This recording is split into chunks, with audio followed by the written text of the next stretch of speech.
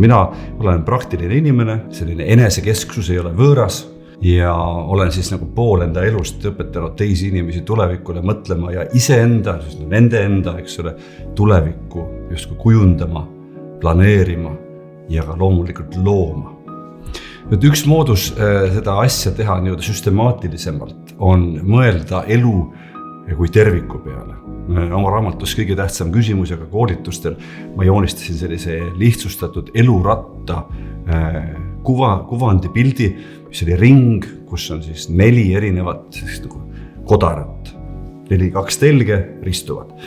Ja panin kokku, et kui me nüüd võtame need 4 asja järgmiselt. Üks on kõik, mis on tööga ja kohustustega ja sellise loomise ja loomingu ja äriga seotud asjad.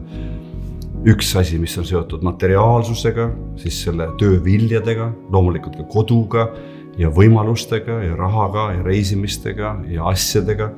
Ja siis 3. asi on seotud kõik suhetega, nii suhete olemasolu kui nende kvaliteet, kõik võimalikud inimsuhted, eriti tähtsamad.